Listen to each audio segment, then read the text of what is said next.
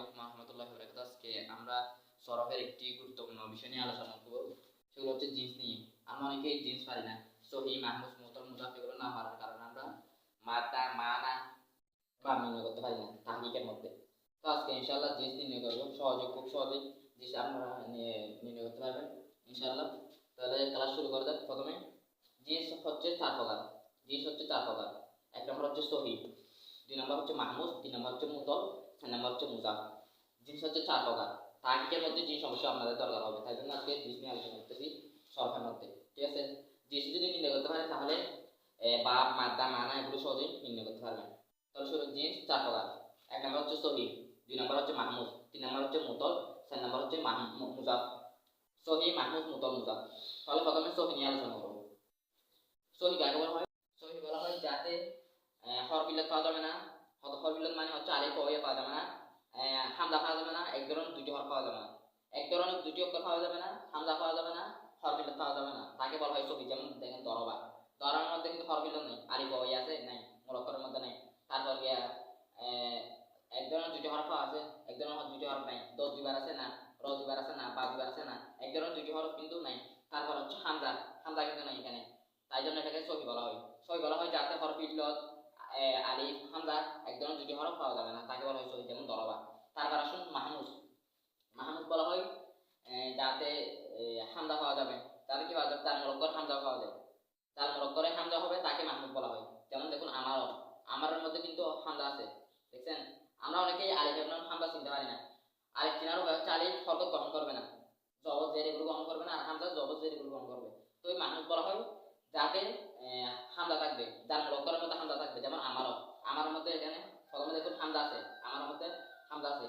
তো মাহমুদ বলা হয় যাতে কি পাওয়া যাবে, হামজা পাওয়া যাবে। ঠিক আছে।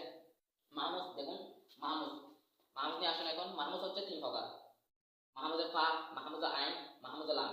মাহমুদ হচ্ছে তিন প্রকার, অর্থাৎ যাতে হামজা পাওয়া যায়, যার মুরক্কর হামজা পাওয়া যায়, তা তিন প্রকার। মাহমুদ তিন প্রকার: মাহমুদের ফা, মাহমুদের আইন, মাহমুদের লাম। মাহমুদের ফাতে আসুন। মাহমুদের ফার মধ্যে দেখুন আমারও, সালা। মাহমুদের আইন দেখুন সালা, মাহমুদের লাম দেখুন করা। মাহমুদের ফাকে কিভাবে চিনবেন? যার ফা কলিমায় হামজা হবে, যার ফা কলিমায়, ফা কলিমা মানে কি, মূল অক্ষরের মধ্যে যে প্রথম শব্দ হচ্ছে ফা কলিমা, মূল অক্ষরের মধ্যে প্রথম শব্দকে ফা কলিমা বলা হয়। দেখুন হামজা আছে না, একে ফা কলিমা বলে। মিম, মিম হচ্ছে আইন কলিমা। মূল অক্ষরের মধ্যে দ্বিতীয় শব্দ কি বলা হয়? আইন কলিমা বলা হয়। মূল অক্ষরের মধ্যে শেষ শব্দ কি বলা হয়? লাম কলিমা। প্রথম শব্দকে ফা কলিমা বলবেন, দ্বিতীয় শব্দকে আইন কলিমা বলবেন, শেষ শব্দ কি বলবেন? লাম কলিমা বলবেন তৃতীয় শব্দকে। ঠিক আছে। তো মাহমুদের ফা বলা হয়, মাহমুদের ফা কলিমায় যদি হামজা হয়, মূল শব্দের মূল অক্ষর যদি হামজা হয়, ফা কলিমায় প্রথম শব্দ যদি কি হয়? হামজা হয়। ফা কলিমায় যদি হামজা হয় তাকে মাহমুদের ফা বলা হয়। যেমন আমার, আমার মধ্যে ফা কলিমার মধ্যে প্রথম শব্দের মধ্যে কিন্তু হামজা আছে, তাই জন্য এটাকে মাহমুদের ফা বলা হচ্ছে। মাহমুদান কাকে বলা হয়? যার আইন কলিমায়, যার আইন কলিমায় অর্থাৎ দ্বিতীয় শব্দ কি হবে? হামজা হবে। যেমন দেখুন সালা, সালার মধ্যে কিন্তু আইন কালিমায় দ্বিতীয় শব্দ কিন্তু হামজা আছে, তাই জন্য এটাকে বলা হয় মাহমুদ আইন। মাহমুদ আইন কিভাবে চিনবেন?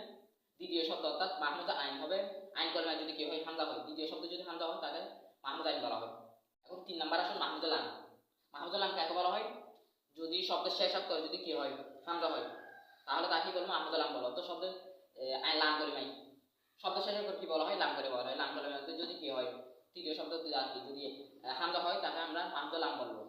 শেষ অক্ষর যদি হামজা হয় তাকে মাহমুদুল আম বলবো। ঠিক আছে। মাহমুদ তিন প্রকার: মাহমুদে ফা, মাহমুদে আইন, মাহমুদুল আম। যদি ফা কলিমায় যদি কি হয়? প্রথম শব্দ যদি হামজা হয় তাকে আমরা মাহমুদে ফা বলবো।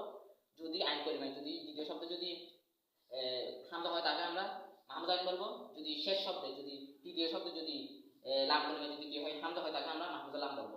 এখানে মাহমুদ শেষ। তারপর আসুন মুতল নিয়ে। মুতল নিয়ে তৃতীয় প্রকার, এখানে হচ্ছে মুতল। মুতল কাকে বলা হয়? যার মূল অক্ষরের মধ্যে, যার মূল শব্দের মধ্যে হরফ ইল্লাত থাকবে। হরফ ইল্লাত কি? আলিফ, ওয়াও, ইয়া। হরফ ইল্লাত হচ্ছে তিনটি। হরফ ইল্লাত হচ্ছে তিনটি। হরফ ইল্লাত, হরফ ইল্লাত হচ্ছে তিনটি। এগুলো হচ্ছে আলিফ, ওয়াও, ইয়া। এগুলোকে হরফ ইল্লাত বলা হয়। ঠিক আছে। হরফ ইল্লাত তিনটি: আলিফ, ওয়াও, ইয়া। যার মূল অক্ষরের মধ্যে, যার মূল শব্দের মধ্যে কি থাকবে? মুতল, হরফ ইল্লাত থাকবে। যার মূল শব্দের মধ্যে, মূল অক্ষরের মধ্যে কি থাকবে? হরফ ইল্লাত থাকবে, তাকে আমরা কি বলবো? মুতল বলবো। যেমন ওয়াদা, ওয়াদার মধ্যে কিন্তু এখানে হরফ ইল্লাত আছে, আলিফ, ওয়াও, ইয়া, ওয়াও কিন্তু এখানে আছে, মানে হরফ ইল্লাত আছে। যার মূল অক্ষরের মধ্যে, যার শব্দের মধ্যে, যে শব্দের মধ্যে কি থাকবে? হরফ ইল্লাত থাকবে, তাকে আমরা কি বলবো? মুতল বলবো। এখন আসলে মুতল নিয়ে আলোচনা করি। মুতল হচ্ছে দুই প্রকার। প্রথমত মুতল দুই প্রকার। একটা হচ্ছে মুতল বিল হুরুফ, আর একটা হচ্ছে মুতলবিল হুরুফাইন।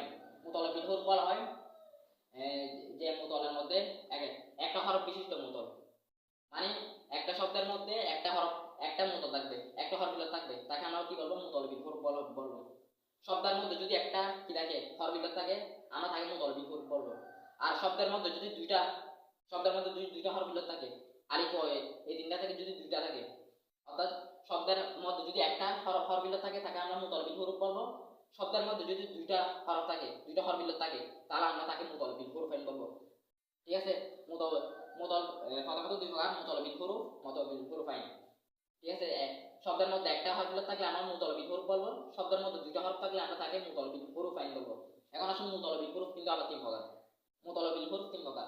এক নম্বর হচ্ছে মুতলফা, অর্থাৎ শব্দের মধ্যে যদি ফা কালিমায় যদি কি হয়, ফা কালিমায় যদি হরফিলত হয়, যদি ফা কালিমায় হরফিলত হয় আলিফ ওয়া ইয়া হয় তাহলে আমরা তাকে মুতলফা বলবো। যেমন ওয়াদা, ওয়াদার মধ্যে প্রথম শব্দ অর্থাৎ ফা কালিমার মধ্যে দেখুন ওয়া আছে, হরফিলত আছে, তাই জন্য আমরা এটা কি বলতেছি মুতলফা বলতেছি। ঠিক আছে, এখন আসুন মুতলা আইন নিয়ে, যদি দ্বিতীয় শব্দে যদি আইন কালিমাতে যদি কি হয় হরফিলত হয় তাকে আমরা মুতল আইন বলবো। আর যদি যেমন কওয়ালা, কওয়ালার মধ্যে ওয়াও, এখানে দ্বিতীয় শব্দ না এটা, আবার এটা আইন কালিমা না, আইন কালিমাতে যদি কি হয় হরফিলত হয় আলিফ ওয়া ইয়া হয়, তিনটাতে কানেক্ট হবে আর কি, ওয়াও হয় সেখানে, তাই এটা কি বলা হচ্ছে মুতলা আইন বলা হচ্ছে। তারপর আসুন লাম কালিমা, মুতলা লাম তিন নম্বরে। মুতলা লাম হচ্ছে শব্দের মধ্যে যদি শেষ কালিমায় তৃতীয় নম্বর শব্দের মধ্যে যদি কি হয়, তৃতীয় নম্বর অক্ষরের মধ্যে যদি কি হয় হরফিলত হয়, লাম কালিমায় যদি কি হয়, লাম কালিমার মধ্যে যদি হরফিলত হয় তাকে আমরা মুতলা লাম বলবো। ফা কালিমার মধ্যে যদি হরফিলত হয়, প্রথম শব্দের মধ্যে যদি হরফিলত হয় তাকে আমরা মুতল ফা বলবো। যেমন ওয়াদা, ওয়াদার মধ্যে ওয়াওটা ফা কালিমা। ঠিক আছে, মুতল আইন। যদি দ্বিতীয় শব্দের মধ্যে যদি আইন কালিমার মধ্যে হরফিলত হয় তখন আমরা তাকে মুতল লাম বলবো, আইন বলবো। যদি লাম কালিমায় যদি তৃতীয় নম্বর শব্দের মধ্যে যদি কি হয় হরফিলত হয়, অর্থাৎ লাম কালিমার মধ্যে যদি কি হয় হরফিলত হয় তাকে আমরা মুতল লাম বলবো। ঠিক আছে, তো মুতলের প্রথম প্রকার শেষ, মুতলবিল হুরুফের, মুতলবিল হুরুফ তিন নম্বর প্রকারটা শেষ, তিন নম্বর প্রকার শেষ। এখন আসুন মুতলবিল হুরুফাইন নিয়ে। মুতল প্রথমত দুই প্রকার, মুতলবিল হুরুফ, মুতলবিল হুরুফাইন। মুতলবিল হুরুফ হচ্ছে তিন প্রকার, মুতলফা, মুতলাইন, মুতলাম, এগুলো শেষ। এখন আসুন মুতলবিল হুরুফাইন নিয়ে। মুতলবিল হুরুফাইন বলা হয় যে শব্দের মধ্যে দুইটা হরফিলত থাকবে, যে শব্দের মধ্যে দুইটা হরফিলত থাকবে তাকে বলা হয় মুতলবিল হুরুফাইন। মুতলবিল হুরুফাইনের অপর নাম হচ্ছে লফিফ। মুতলবিল হুরুফাইনের অপর নাম কি লফিফ। লফিফ বলা হয় শব্দের মধ্যে যদি দুইটা হরফিলত থাকে, দুইটা হরফিলত মানে আলিফ মধ্যে যদি দুইটা হরফিলত যদি থাকে, দুইটা যদি থাকে তাকে কি বলা হয় লফিফ বলা হয়। লফিফ মুতলবিল হুরফাইন এখন দুই প্রকার, লফিফে মাকরুফ, লফিফে মাকরুন। লফিফে মাকরুফ, লফিফে মাকরুন। আমরা অনেকে লফিফে মাকরুফ এবং লফিফে মাকরুন চিনি না, এগুলো একদম সহজ। কিভাবে দেখুন, লফিফে মাকরুফ, মাকরুফ করতে কি ফারাক করতে কি, ফারাক করতে পার্থক্য করা, অর্থাৎ যদি পৃথক ভাবে, যেমন ওয়াহিয়ন দেখুন এখানে দুইটা কিন্তু হরফিলত আছে, দেখুন ওয়াও আছে ইয়া আছে, দুইটা হরফিলত আছে না, যদি হরফিলত যদি আলাদা আলাদা জায়গায় হয়, যেমন দেখুন ওয়াও আছে, আবার এখানে মাঝখানে কিন্তু হা আছে একটা, তারপর ইয়া আছে, যদি পার্থক্য ভাবে হয়, যদি পৃথক ভাবে হয় হরফিলত হবে দুইটা হবে কিন্তু তা পৃথক ভাবে হবে। ঠিক আছে, একসাথে হবে না হরফিলত, তার জন্য তাকে মাকরুফ বলা হচ্ছে। ঠিক আছে, লফি মাকরুফ। দ্বিতীয় আমরা শুন লফি মাকরুনে। লফি মাকরুন করণ অর্থ কি, মাকরুন করণ অর্থ হচ্ছে মিলানো, যদি একসাথে যদি হয় লাগানো যদি হয় হরফিলত তাকে আমরা কি বলবো মাকরুন বলবো। যেমন ওয়াইলুন, ওয়াইলুনের মধ্যে ওয়াও দেখুন ইয়া দেখুন লাগানো না, একদম পাশাপাশি না, তাই জন্য এটাকে বলা হচ্ছে লফিফে মাকরুন। আর যেটা পার্থক্য ভাবে যদি যেটা আলাদা আলাদা থাকে, যেমন ওয়াও, ওয়ার মাঝখানে কিন্তু হা আছে, হার পরে কিন্তু আবার ইয়া। ঠিক আছে, যেটা আলাদা থাকবে সেটা কি বলবো লফি মাকরুফ বলবো, মাকরুফ বলবো। তো এটা হচ্ছে লফি মাকরুফ। লফি মাকরুফ চিনার উপায়, লফি মাকরুফ চিনবেন কিভাবে, যদি হরফিলত গুলো যদি আলাদা আলাদা হয়, যদি মাঝখানে যদি একটা জিনিস থাকে যদি লাস্টে যদি হয়, মানে পার্থক্য ভাবে হয় আর কি, আলাদা ভাবে হয়। যেমন ওয়াহিনের মধ্যে ওয়াও আছে, মাঝখানে আবার হা আছে, তারপর আবার ইয়া, এখানে আলাদা ভাবে না, পৃথক ভাবে না, তারপর আসুন লফি মাকরুফ। লফি মাকরুফ বলা হয় যাতে কি এক পাশে থাকে, একসাথে থাকে, যেমন ওয়াইলুন, ওয়াইলুনের মধ্যে ওয়াও ইয়া দুটোটা একসাথে না, মিলামিশি না, তার জন্য এটা বলা হয় লফি মাকরুফ।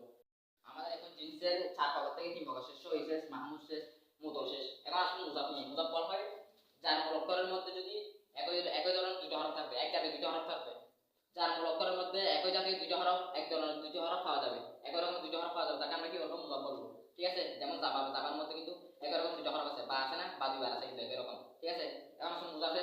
মুজাফ কয় প্রকার, মুজাফ দুই প্রকার, মুজাফে সুলাসি, মুজাফে রুবাই। মুজাফি সুলাসি গায়ে বলা হয় তিন অক্ষর বিশিষ্ট শব্দের মধ্যে যদি একই রকম দুইটা হরফ হয়, এক জাতীয় দুটো হরফ হয়, তিন অক্ষর বিশিষ্ট শব্দের মধ্যে যদি একই রকম দুইটা হরফ, এক জাতীয় দুটো হরফ পাওয়া যায়, তাকে আমরা কি বলবো মুজাফি সুলাসি। যেমন জাবাবা, যাওয়ার এটা তিন অক্ষর বিশিষ্ট না, আবার এখানে কিন্তু এক জাতীয় দ্বিতীয় হরফ আছে বা দুইবার আছে না, একই রকম না, এক জাতীয় না, তাই জন্য তিন অক্ষর বিশিষ্ট শব্দের মধ্যে যদি একই রকম এক জাতীয় হরফ যদি পাওয়া যায় তাহলে আমরা তাকে বলবো মুজাফির সুলাসি বলবো, যেমন বা দুইবার আছে এই জন্য তিন অক্ষর বিশিষ্ট শব্দের মধ্যে। এখন আছে মুজাফির রুবাই। মুজাফির রুবাই কাকে বলা হয়? চার অক্ষর বিশিষ্ট শব্দের মধ্যে যদি ফা কলিমা এবং প্রথম নাম কলিমা, ফা কলিমা এবং প্রথম নাম কলিমার মধ্যে একই রকম হরফ এবং আইন কলিমা এবং দ্বিতীয় নাম কলিমার মধ্যে একই হরফ। মুজাফির সুলাসি কাকে বলা হয়? চার অক্ষর বিশিষ্ট শব্দের মধ্যে যদি প্রথম ফা কলিমা এবং প্রথম নাম কলিমা, আইন কলিমা এবং দ্বিতীয় নাম কলিমা, ফা কলিমা এবং প্রথম নাম কলিমা, আইন কলিমা এবং দ্বিতীয় নাম কলিমার মধ্যে যদি একই রকম দুটো হরফ থাকে। ফা কলিমা মানে এটা যা, যা কিন্তু ফা কলিমা প্রথম অক্ষর না, এটা এই জন্য এটা কি ফা কলিমা। তারপর দেখুন তৃতীয় শব্দ এটা লাম কলিমা না, এটা হচ্ছে প্রথম নাম কলিমা, আবার এটা দ্বিতীয় নাম কলিমা, ঠিক আছে। তো চার অক্ষর বিশিষ্ট শব্দের মধ্যে যদি ফা কলিমা এবং আইন কলিমা, ফা কলিমা এবং প্রথম নাম কলিমা, আইন কলিমা এবং দ্বিতীয় নাম কলিমার মধ্যে যদি একই রকমের দুইটা হরফ পাওয়া যায়, যেমন ফা কলিমার মধ্যে কিন্তু একই রকম হরফ যা আছে, আবার প্রথম নাম কলিমা যার মধ্যে কিন্তু একই রকমের হরফ, আবার আইন কলিমা এবং দ্বিতীয় নাম কলিমার মধ্যে কিন্তু লাম নাম একই হরফ, ঠিক আছে। চার অক্ষর বিশিষ্ট শব্দের মধ্যে যদি ফা কলিমা এবং প্রথম নাম কলিমা, আইন কলিমা এবং দ্বিতীয় নাম কলিমার মধ্যে একই রকমের হরফ পাওয়া যায়, একটি জাতীয় হরফ পাওয়া যায়, তাকে আমরা কি বলবো? মুজাফির রুবাই বলবো। তো মুজাফির সুলাসি আর মুজাফির রুবাই। মুজাফির সুলাসি বলা হয় তিন অক্ষর বিশিষ্ট শব্দের মধ্যে একই জাতীয় হরফ, আর মুজাফির রুবাই বলা হয় চার অক্ষর বিশিষ্ট শব্দের মধ্যে প্রথম ফা কলিমা এবং লাম কলিমা, আইন কলিমা এবং দ্বিতীয় নাম কলিমার মধ্যে যদি কি হয় এক জাতীয় দুইটি হরফ পাওয়া যায়, ঠিক আছে। তো আমাদের মুজাফ শেষ, তো আমাদের সহি মাহমুদ মুতল মুজাফ শেষ, ঠিক আছে। আজকের জিনিসের ফোকাস শেষ। আজকের ভিডিও এখানে সমাপ্ত। আসসালামু আলাইকুম ওয়া রাহমাতুল্লাহি ওয়া বারাকাতুহু।